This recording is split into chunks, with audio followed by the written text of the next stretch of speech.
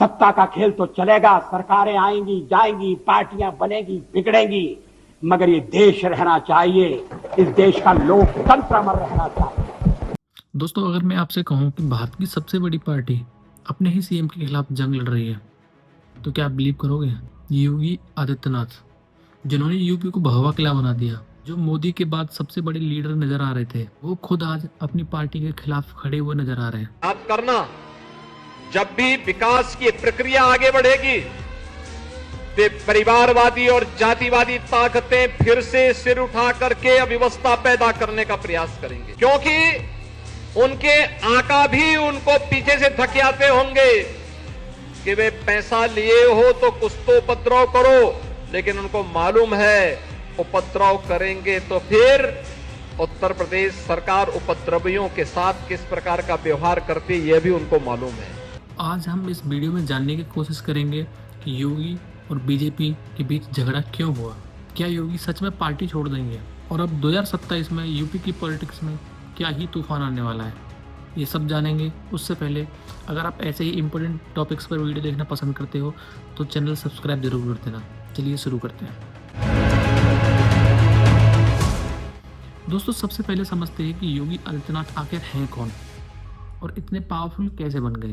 तो बात है 1998 की, जब महज 26 वर्ष की उम्र में योगी आदित्यनाथ सबसे यंग एमपी बन चुके थे। अहम आदित्यनाथ लोकसभाया सदस्यत्वेन निर्वाचितः निश्चितेन परमेश्वरस्य नाम्नः सपे यदहं विधिना स्थापितः। साथ ही वो गोरखपुर मठ के महंत भी थे, यानी सिर्फ पॉलिटिकल लीडर नहीं, धार्मिक लीडर भी। उन्होंने अपना खुद का एक ऑर्गेनाइजेशन भी बनाया जिसका नाम था हिंदू युवा वाहिनी। और फिर आता है ईयर 2017, जिसने सबको सरप्राइज कर दी। योगी आदित्यनाथ बनते हैं एक सरप्राइज सीएम। और फिर क्या हुआ? फिर योगी जी ने पूरे यूपी को एकदम ट्रांसफॉर्म कर दिया।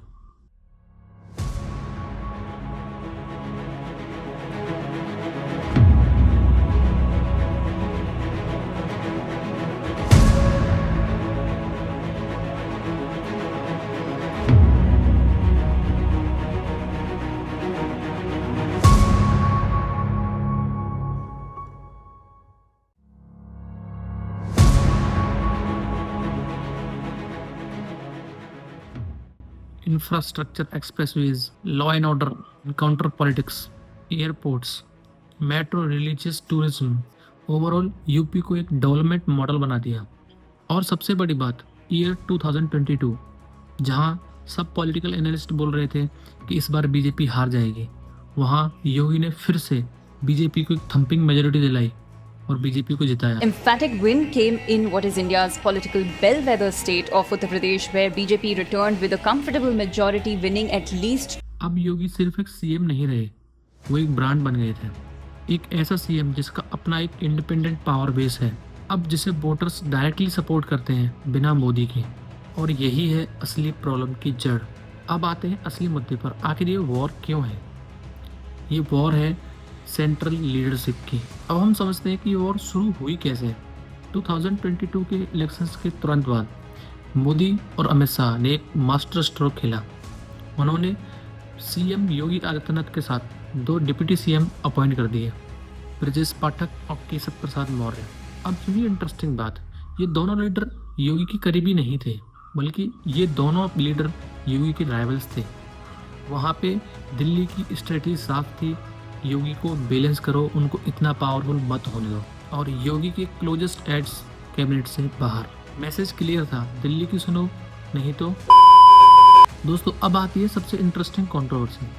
साल था 2024, यूपी में वोटर लिस्ट का रिवीजन हुआ और उसके बाद जो रिजल्ट आया उसने सबको शॉक कर दिया। लगभग 4 करोड़ वोटर्स के नाम वोटर लिस्ट से गायब थे। उसके बाद योगी जी ने खुलेआम पब्लिकली अमित शाह पर सवाल उठा दिए। उसके बाद योगी जी क्लेम करते हैं कि 85 to 90% एक्सक्लूडेड वोट्स, जो हटाए गए वोट्स हैं, वो सब बीजेपी सपोर्टर थे। उत्तर प्रदेश की आबादी है 25 करोड़। कितनी है? 25 करोड़। अब 18 वर्ष से ऊपर का मतदाता सूची में नाम होना चाहिए, तो ये संख्या होनी चाहिए 16 करोड़। और मतदाता सूची में एसआईआर के बाद जो मतदाता सूची में नाम आए, वो कितने आए हैं? 12 करोड़। ये 4 करोड़ का जो गैप है, 2025 की जो मतदाता सूची थी जनवरी 2025 की, उसमें कुल नाम थे 15 करोड़ 44 लाख। 1 जनवरी 2026 को जो भी युवा 18 वर्ष का होगा वो मतदाता बनने का हकदार होगा।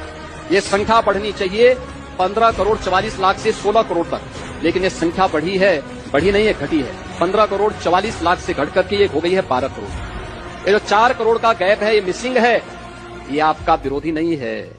इसमें से 85 से 90% आपका मतदाता है, याद करना। तो बीजेपी में ऐसा पहले कभी नहीं हुआ था कि बीजेपी के ही किसी सीएम ने खुलेआम अपने ही होम मिनिस्टर को चैलेंज किया हो। अब ये बन चुका था एक ईगो क्लैश। फिर आता है महाकुंभ 2025। ये था योगी के लिए ग्लोबल स्टेज पे अपनी कैपेसिटी दिखाने का एक सुनहरा मौका। लेकिन होता क्या है, पीएम मोदी वर्सेस योगी, इनकी अलग अलग तस्वीरें आने लगी। EY कंसल्टेंसी को डायरेक्टली इन्वॉल्व किया गया, एलिजेडली सीएम योगी को बाईपास करके। दोस्तों, महाकुंभ सिर्फ एक इवेंट मैनेजमेंट नहीं रह गया था, ये बन गया था एक ईगो क्लैश पावर्स का कि असली बॉस कौन है। अब ये सवाल उठता है कि मोदी और अमित शाह आखिर सीएम योगी को कंट्रोल करना क्यों चाहते हैं। आंसर है सक्सेशन। दोस्तों, फिलहाल पॉलिटिक्स में सबसे बड़ा सवाल है कि मोदी के बाद कौन। नंबर 1 योगी आदित्यनाथ। मोदी के बाद बीजेपी के सबसे popular leader, Hindu vote bank पर सबसे मजबूत पकड़ योगी जी की है, independent power base, and lastly अपनी मर्जी से चलते हैं। अमित शाह खुद को पीएम बनाना चाहते हैं, या कम से कम ये तय करना चाहते हैं कि मोदी के बाद नेक्स्ट पीएम कौन बनेगा, जो योगी आदित्यनाथ नहीं है। अमित शाह नहीं चाहते कि योगी आदित्यनाथ पीएम बने। तो अब ये गेम सिर्फ यूपी पॉलिटिक्स का नहीं रह गया, ये गेम है 2029-2034 की नेशनल पॉलिटिक्स का। सीएम योगी आदित्यनाथ चुप बैठने वाले नहीं हैं। उनकी स्ट्रेटेजी आप देखिए। Number 1 public rebellion. Amit Shah को पब्लिकली चैलेंज कर दिया, दिल्ली के ऑर्डर्स को इग्नोर कर दिया और फिलहाल अपने तरीके से गवर्नमेंट चला रहे हैं। उनका जो पब्लिक कनेक्ट है वो बहुत ज्यादा स्ट्रांग हो चुका है। इतना सब होने के बाद जब बात ईगो क्लैश की आई गई थी तो मोदी और अमित शाह कहाँ चुप बैठने वाले थे। उन्होंने खेला डिवाइड एंड रूल का मास्टर स्ट्रोक। उन्होंने कैबिनेट में अपने लॉयलिस्ट को रखना स्टार्ट कर दिया। सीएम योगी के जो क्लोज एड्स थे उनको अवॉइड करना स्टार्ट कर दिया। पार्टी मशीनरी को कंट्रोल में रखना, टिकट डिस्ट्रीब्यूशन में इंटरफेरेंस, आरएसएस के थ्रू प्रेशर डालना जैसे बहुत सारे मास्टर स्ट्रोक को उन्होंने अपनाए। और लास्ट में अगर सीएम योगी लाइन क्रॉस करते हैं तो उनके रिप्लेसमेंट ऑप्शंस भी उन्होंने देखना स्टार्ट कर दिया। दोस्तों, रियलिटी ये है, यूपी में सीएम योगी की पावर अनबीटेबल है। हिंदू वोटर्स का प्यार है, आरएसएस का भी पार्शियल सपोर्ट है, इंडिपेंडेंट पॉलिटिकल सपोर्ट है। पर जहाँ तक मुझे लगता है, अगर बात यही पॉलिटिकल क्लैश की रहेगी, वही ईगो क्लैश की रहेगी, तो योगी जी को नरम पड़ना पड़ सकता है, जस्ट बिकॉज योगी जी का नेशनल नेटवर्क नहीं है, फंडिंग और मशीनरीज नहीं है, और इलेक्शन लड़ने के लिए पार्टी स्ट्रक्चर चाहिए। तो बेसिकली अभी के लिए ये गेम म्यूचुअल डिपेंडेंसी का रह गया है। अब दोस्तों, बहुत सारे फ्यूचर सिनेरियोज हो सकते हैं, जैसे योगी और मोदी शाह के बीच समझौता, सीएम योगी को थोड़ी ऑटोनॉमी मिल जाती है, दिल्ली को भी कंट्रोल का इल्यूजन मिल जाता है, और फिर 2027 में फिर से साथ में इलेक्शन लड़ते हैं। या फिर ये हो सकता है मोदी शाह सीएम योगी को धीरे धीरे कमजोर करते जाते हैं। 2027 के इलेक्शन से पहले या बाद में सीएम चेंज होना, यूपी में एक नया चेहरा लाया जाता है। फिर हो सकता है कि योगी और बीजेपी में कंप्लीट ब्रेकडाउन हो जाए, योगी पार्टी छोड़ दें। देखो, चांसेस बहुत कम है, बट हो सकता है सीएम योगी 2027 में एक न्यू पार्टी या फिर किसी अलायंस के साथ लड़ते हैं। अल्टीमेटली सब कुछ डिसाइड होगा 2027 के इलेक्शंस में। क्या योगी फिर से जीतते हैं, क्या बीजेपी उन्हें फिर से सीएम बनाती है, या फिर कोई अल्टरनेटिव फेस सामने आता है। अगर आप सोच रहे हैं कि यार हमें क्या फर्क पड़ता है, फर्क पड़ता है। UP is India's largest state, 240 million population, और यहाँ जो होता है वो नेशनल पॉलिटिक्स को अफेक्ट करता है। 2027 या 29 की पॉलिटिक्स की जो डायरेक्शन है वो यहीं से तय होगी। लुक, मैं किसी का फैन नहीं हूँ, बट सीएम योगी ने जो ट्रांसफॉर्मेशन किया है वो अनडिनाएबल है, उसको आप डिनाई नहीं कर सकते।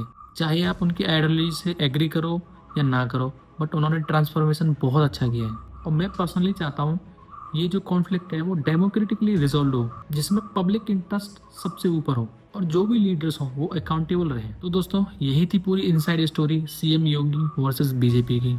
अब आपकी बारी है, आप कमेंट सेक्शन में बताइए क्या आपको लगता है सीएम योगी और बीजेपी में कॉम्प्रोमाइज होगा। 2027 में यूपी में कौन जीतेगा। आज का वीडियो यहीं तक है। अगर यहाँ तक आए गए हो तो वीडियो लाइक ज़रूर कर देना, चैनल सब्सक्राइब कर लेना। बस आज की वीडियो में इतना ही है। राम राम, जय हिंद।